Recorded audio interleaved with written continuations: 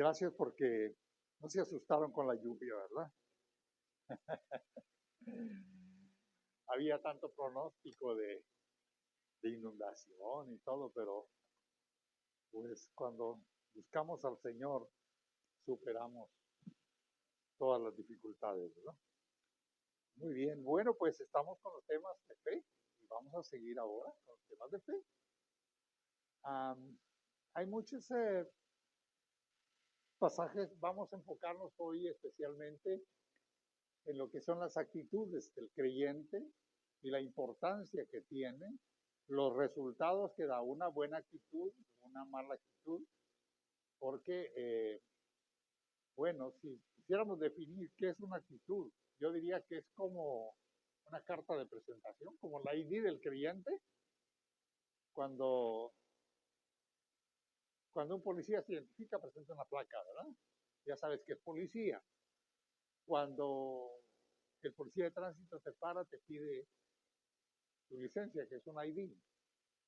Bueno, pero nosotros los cristianos no tenemos que portar una placa, no tenemos que portar una licencia, solamente tenemos que tener una actitud que honre al Señor en todo cuanto hagamos. Esa es nuestra identificación. ¿Qué es una actitud? La actitud es una disposición mental o emocional también que una persona pueda tener respecto a algo o respecto a alguien. Usted no tiene las mismas actitudes con todas las personas, ¿verdad? Entonces, esas son las actitudes. ¿Cómo se manifiesta una actitud? Bueno, pensamientos, se generan en los pensamientos, en el comportamiento. Quiero hablarles acerca de la importancia que tiene cómo nuestras actitudes van a dar resultados de acuerdo a lo que tenemos sembrado en el corazón. Tenemos que creerle al Señor a la par de que hacemos nuestro esfuerzo, creer que Dios está de nuestro lado, apoyando nuestras actitudes si estamos en su voluntad, porque Dios no va a apoyarnos en algo que esté fuera de su voluntad y de su propósito. Entonces hay cosas visibles y cosas invisibles. Lo visible es lo que tocamos, lo que vemos, eh, es el esfuerzo que nosotros podemos hacer. Cuando vemos los hombres de fe en el Antiguo Testamento o en el Nuevo Testamento, ellos hicieron algo. Pero ¿por qué lo hicieron?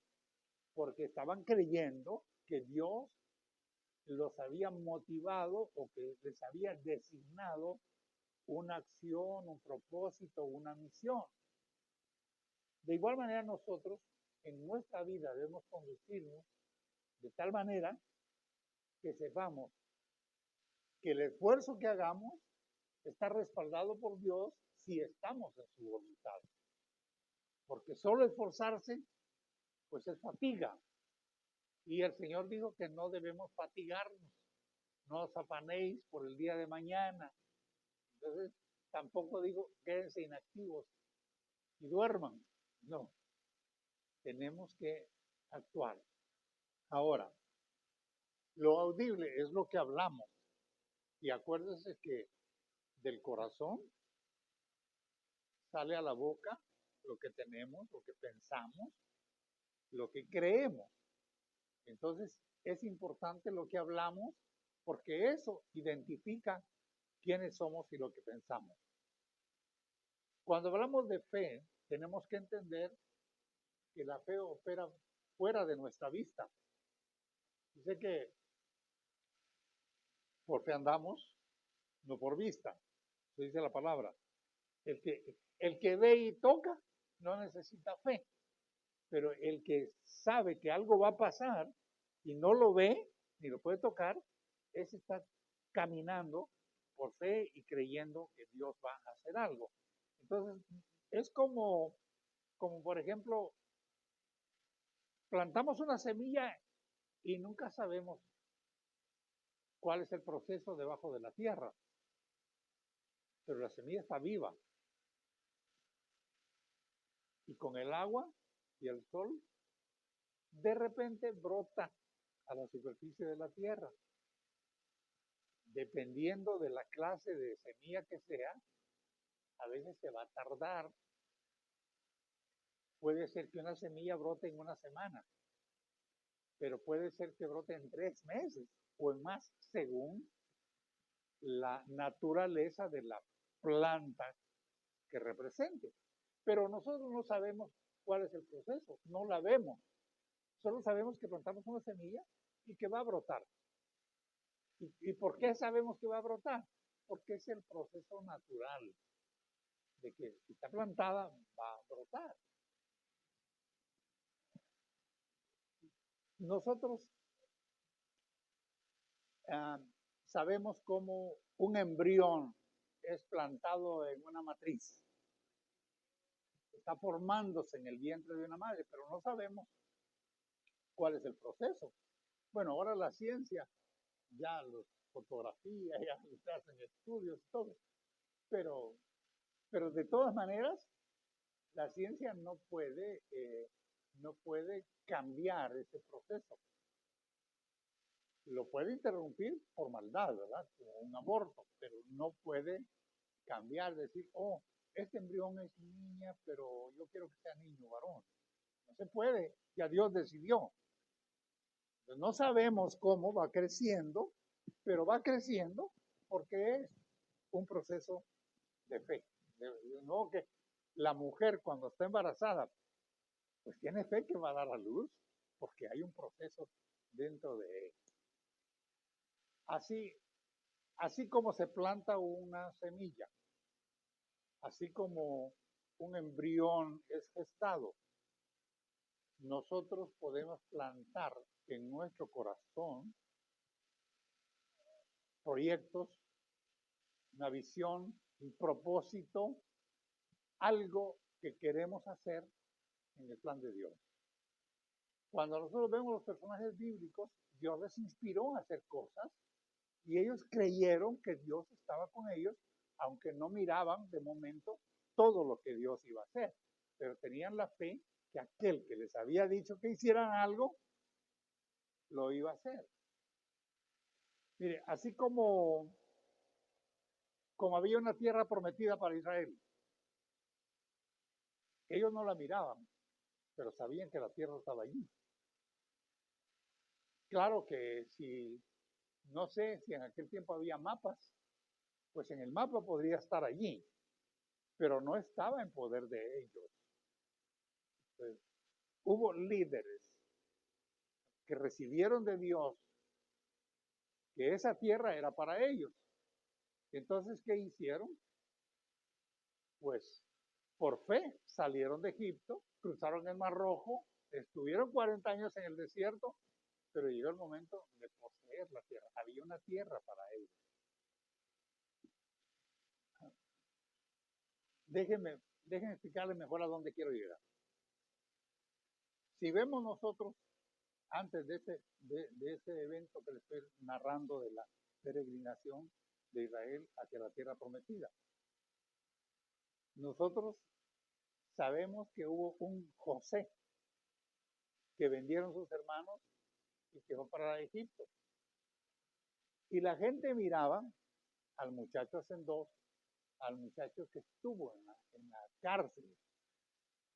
Pero Dios miraba una silla en el trono de Faraón.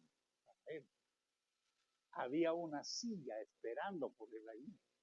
No lo sabía su padre, no lo sabían sus hermanos, no lo sabía Potifar, no lo sabía la Potifera, no lo sabía el carcelero, no lo sabían, pero Dios tenía una silla para él allí.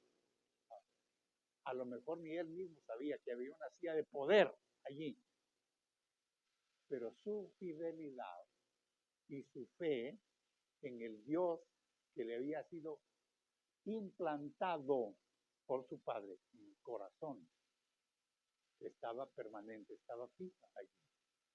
Su fe era una semilla que iba a dar fruto en medio de un mundo difícil, de un mundo idólatra, pagano, maligno. En medio de todo eso, Él tenía un Dios bueno y sabía que eso al final iba a tener un resultado. Entonces, de esa misma manera, ¿por qué les estoy diciendo esto? Porque muchas veces nosotros ignoramos lo que Dios tiene para nosotros. Y cuando yo miro a un joven, un niño, puedo decir, Dios tiene allí un abogado, un médico, un predicador, un pastor, o científico, o cualquier otra cosa.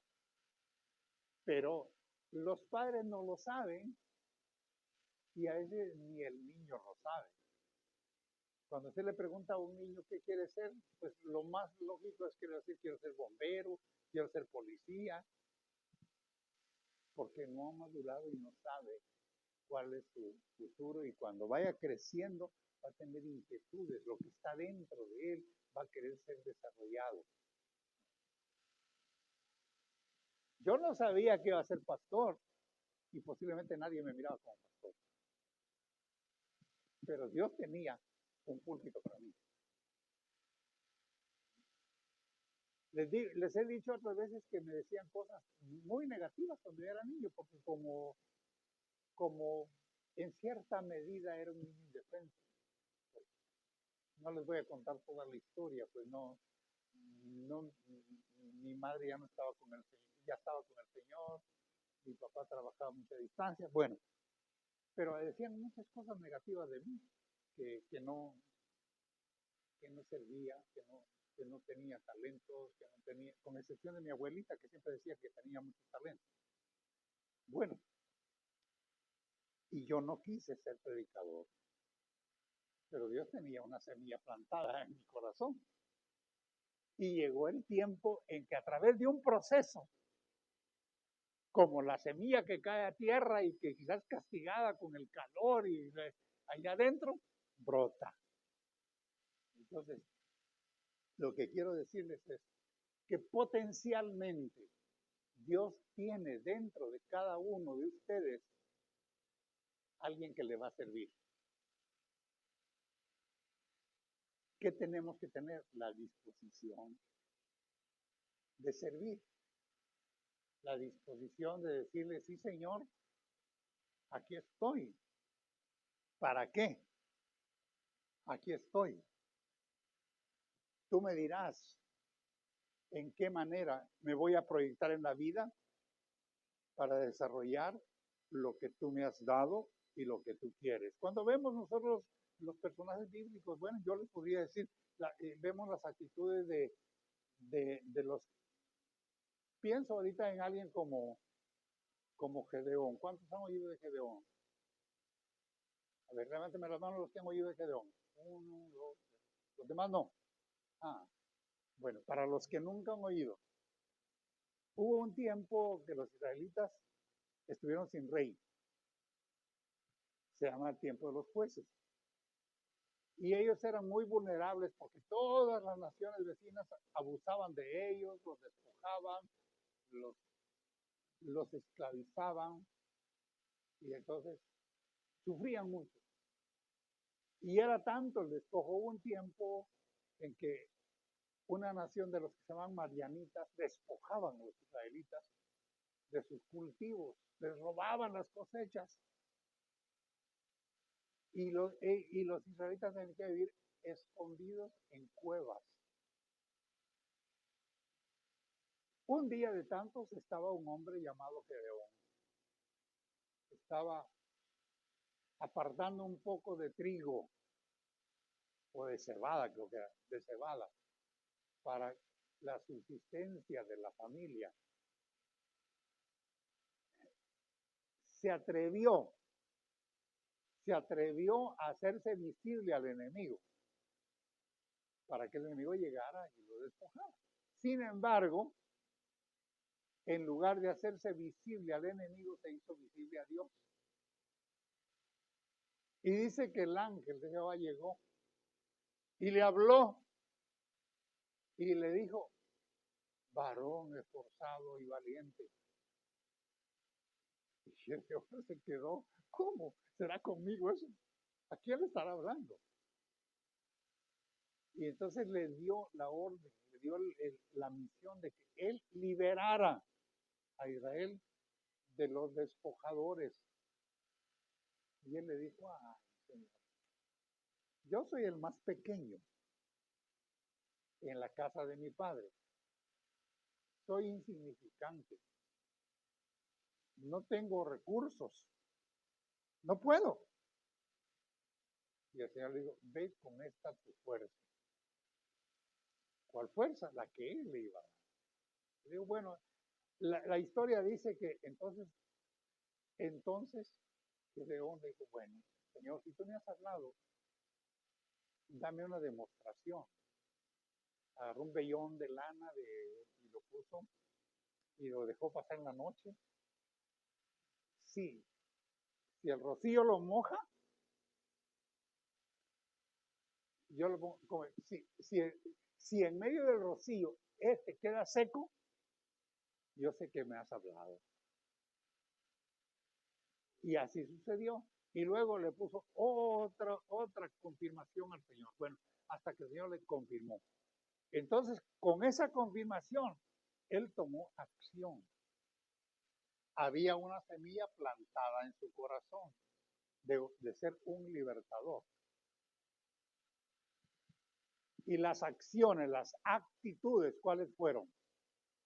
Otro en su lugar hubiera dicho, búscate otro, yo no me expongo. No, digo, sí. Y lo primero que hizo fue quemó y derribó todos los altares de los que la nación, el pueblo, los habitantes de Israel tenían en los cerros altos, derribó todos los altares y los quemó. Y fue como picar el hormiguero, porque todo se le dio encima. Y entonces fueron con el papá, entréganos a este bandido que nos quitó los altares. Y le dijo, bueno, que contienda. Si Baal es Dios, que contienda con él. Total es que no pudieron hacer nada. Allí se levantó el liderazgo y Dios le dio un poder de convocatoria. Que cuando él convocó al pueblo para preparar un ejército, dice que 32,000 hombres respondieron. Solo estaban esperando a alguien con una semilla plantada en el corazón que quisiera tener una actitud de fe, una actitud de obediencia. Por eso les hablo de la importancia de las actitudes. La historia dice que Dios le dijo, mira, son muchos, y muchos son cobardes. Y él dijo, ¿quiénes tienen miedo? Regrésense. Y se fueron, muchos se fueron. Y con los que le quedaron, yo no me acuerdo, creo que le habían quedado 10,000, llévalos al río.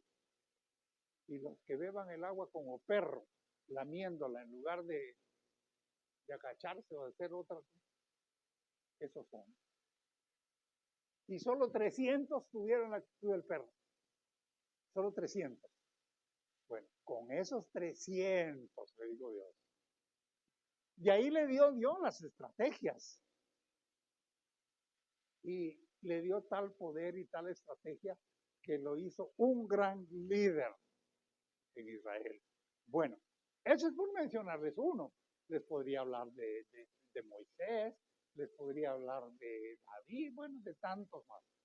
Pero lo que quiero decirles aquí es, frente a lo que Dios quiere hacer con nosotros, frente al llamado de Dios, ¿cómo reaccionamos?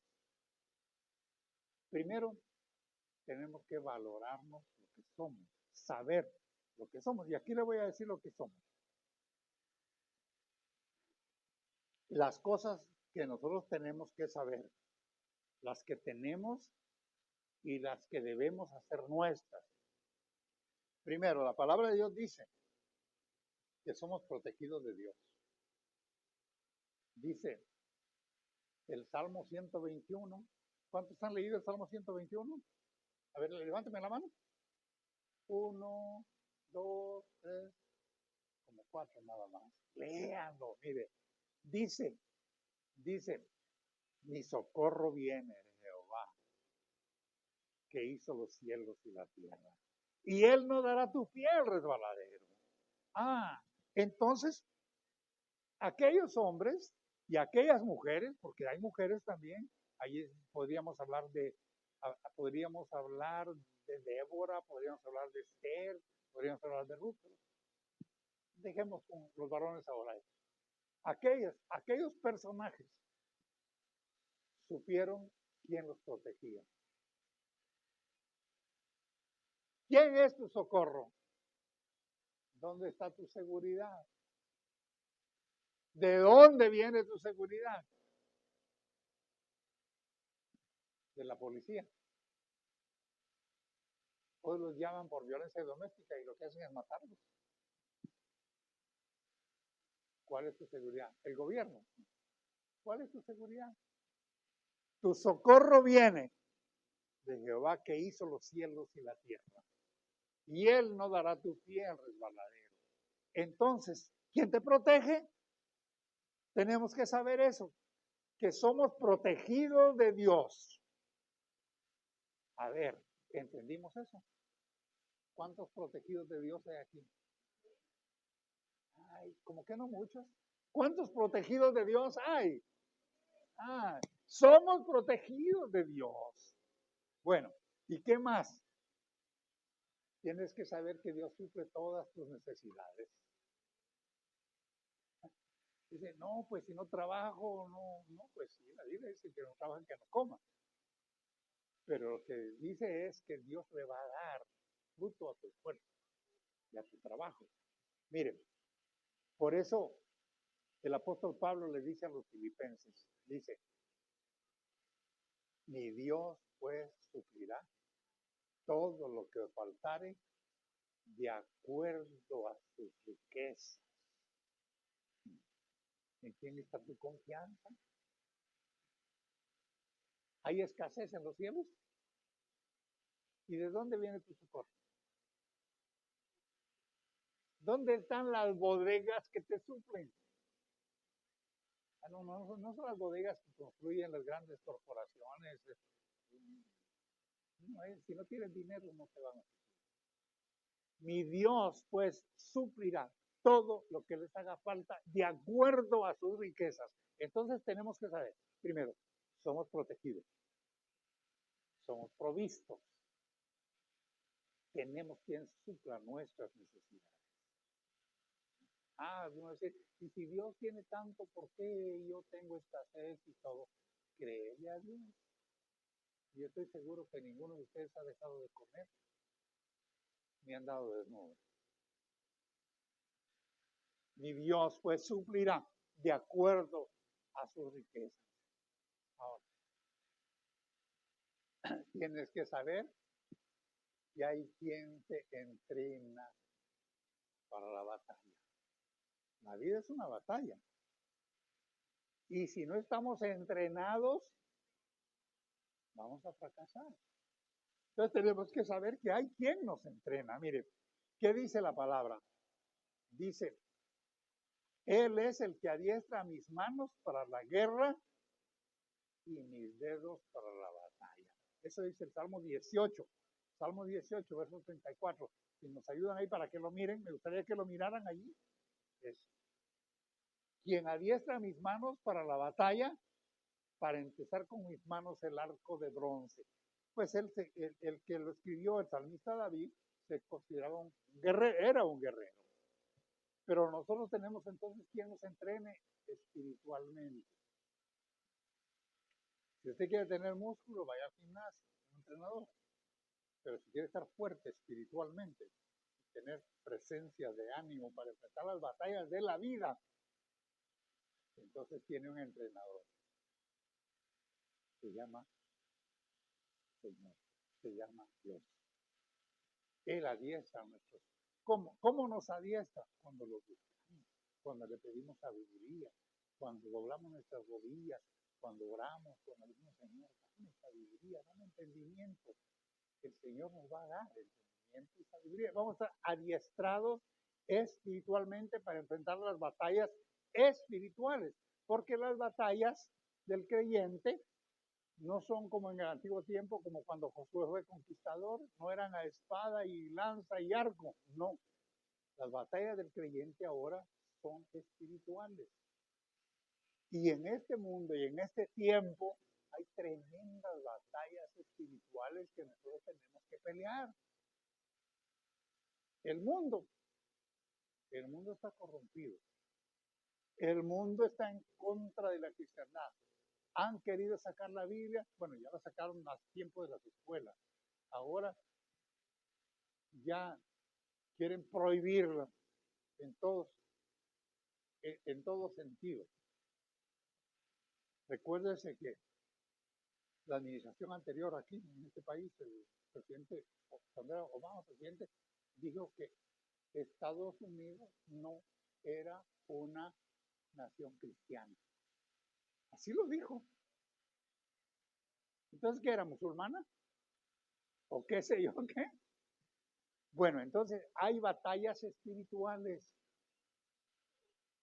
pero tenemos la armadura de Dios. Y esa armadura, el uso de esa armadura requiere entrenamiento. Cuando el apóstol Pablo dice que de la armadura de Dios, eso está en Efesios, en la carta a los Efesios. Ahí dice la armadura de Dios, que comienza con un yelmo, que es el casco. Ese es el yelmo, antiguamente le llamaban el yelmo. Habla del escudo.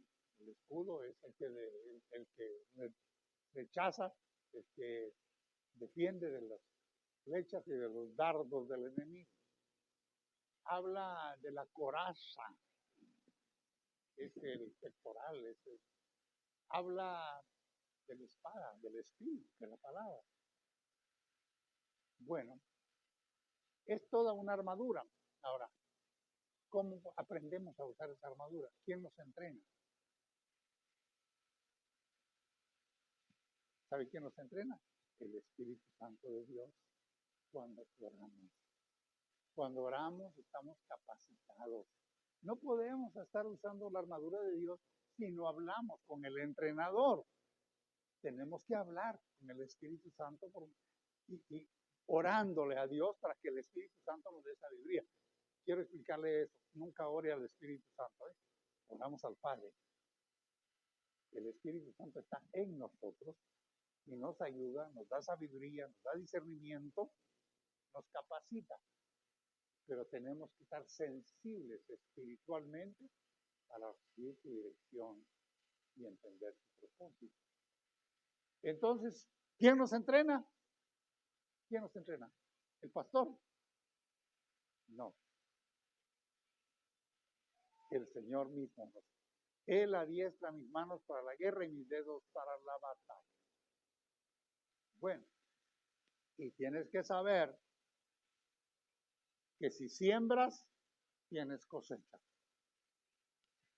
Son 4 cosas que tienen que tener bien claras. Primero, ¿quién lo guarda? ¿Quién lo protege? Segundo, ¿quién le provee? Que no tenga falta de ningún bien. Luego, ¿quién lo entrena para las batallas? Y por último, dice Pablo a los Corintios, en la segunda carta de Corintios, capítulo 9, verso 10, dice que el que da semilla al que siembra y da pan al que come, ¿nos ayudan ahí? El que da semilla al que siembra y pan al que come, proveerá y multiplicará vuestra sementera y aumentará los frutos de vuestra justicia. Sementera no es, cuando habla de sementera es la palabra que tenemos que entender es el lugar de cultivo, el semillero. El semillero. La palabra sementera ahí se deriva de semilla. El semillero no es donde hacen el cemento, no más que entonces dice que el que da semilla al que siembra, ¿quién te da la semilla para sembrar? Es el Señor. ¿Quién te da pan para comer? Él va a proveer y va a multiplicar tu semillero y va a aumentar los frutos. Entonces, en resumen ahora, importante entender, el que te guarda y que no deja que tus pies resbalen, es el Señor. Y si uno se resbala, es porque no iba tomado de la mano del Señor. Si te sueltas de la mano del Señor, sí te vas a resbalar. Bueno, si tienes escasez, ¿quién suple? Dios es el suplidor de acuerdo a su riqueza. Si te sientes fuera de entrenamiento, ¿quién te entrena? El Espíritu Santo de Dios, que Él nos conduce a toda verdad y nos ayuda, porque Dios nos ha dado una armadura. ¿Quién te da semilla para sembrar? Aquí es donde muchos fallan porque no siembran. Hay que sembrar para cosechar. No hay cosecha si antes no hay siembra. Y déjeme decirle un poquito, ya que estamos en esto de la semilla. Miren, siempre se cosechan de acuerdo a la semilla plantada. Usted no siembra calabazas y cosecha sandías. Si siembra calabazas, va a cosechar calabazas. La naturaleza, siempre de acuerdo a lo que se siembra, así se cosecha. Bueno, si usted siembra amistad en las personas, ¿qué le van a devolver? Amistad. Si usted siembra odio, ¿qué le van a devolver? Odio. Entonces, cada siembra, cada semilla da frutos multiplicados. ¿Cuántos han visto una mazorca de maíz? Todos, ¿verdad? ¿Usted sabe cómo se origina esa mazorca? Con un grano, con un grano. Y si cuenta los granos de una mazorca, ¡wow! Yo creo que serían como 1000 o por lo menos 500 si la desgrana, multiplicado.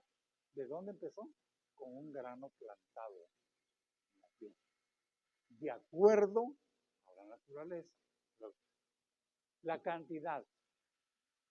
Si siembras en un terreno grande, amplio, si siembras abundante, porque dice, el que escasamente siembra, escasamente cosecha. El que siembra abundantemente, abundantemente cosecha. Entonces, si tu cultivo es extendido, la cosecha va a ser abundante. Cuando yo explico esto, me recuerdo, porque algunos tal vez no saben, yo me crié en el rancho, en la granja de mis abuelos. Los abuelos tenían la costumbre de que llevaban los mozos a trabajar. Y cuando era el tiempo de la cosecha, mi abuelo apartaba la semilla, era escogida la semilla, no era no era cualquier mazorca o cualquier frijol, sino era como selecto y lo guardaban. Y le repartía semilla a los mozos. Pero cuando llegaba el tiempo de la necesidad, por ahí por marzo, abril, que no llovía, que había un mozo que se comía la semilla. Entonces después, cuando venía el tiempo de siembra, no tenía que sembrar. Andaba pidiendo otra vez quien le diera semilla. Entonces, no te comas la semilla. La semilla hay que sembrarla para que produzca. Bueno, no era en realidad ese el tema, pero pues estaba mencionado aquí. Ahora, las actitudes que tenemos, les hablé de actitudes, vamos a seguir con esto. Hay actitudes variadas y de acuerdo a la actitud, así es el resultado que vamos a tener. Hay actitudes muy negativas, algunos tienen actitudes negativas, por ejemplo, si tenemos una actitud Ah, hablemos de una actitud receptiva primero. Una actitud receptiva es la que oye, aprende, analiza, discierne y luego muestra buena disposición. Aprovecha las oportunidades. Esa es una actitud receptiva. Pero hay otras actitudes. No todas las actitudes son buenas desde el principio, ¿verdad? Por ejemplo, pero una actitud reactiva, es el que reacciona siempre de alguna manera a lo que um, frente a alguna situación, ¿verdad? Es una actitud que siempre dice, no, pues yo no me la creo, pues yo, quién sabe, eh, como decía un hermano, no, lo más seguro es que quién sabe.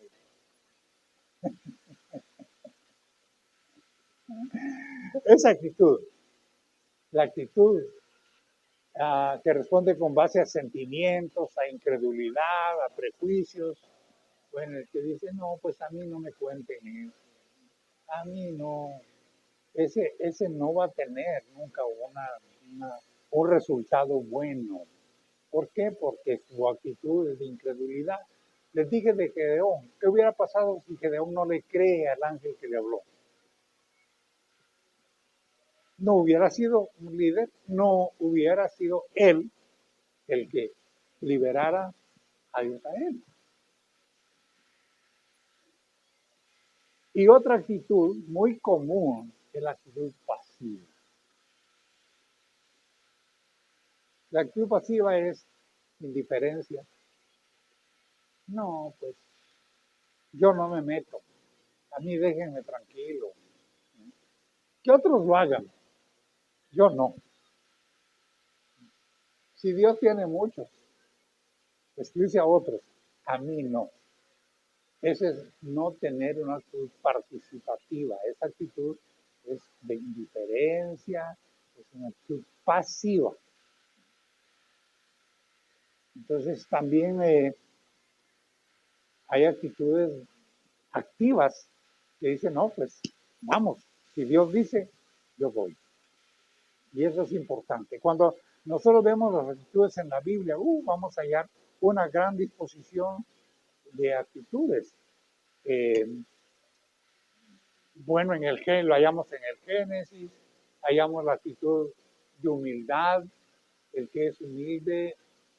El que es humilde no quiere decir que sea el, el que se deja abusar.